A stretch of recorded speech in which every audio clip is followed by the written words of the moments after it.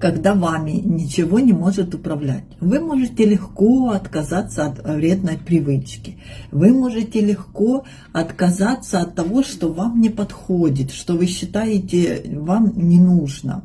Вы делаете выбор сами, не потому что вам навязали, не потому что это модно, не потому что у соседки такое же есть, не потому что кто-то сказал и рассказал, что это очень хорошо. Вы сами принимаете решение, что вам подходит, что вам не подходит.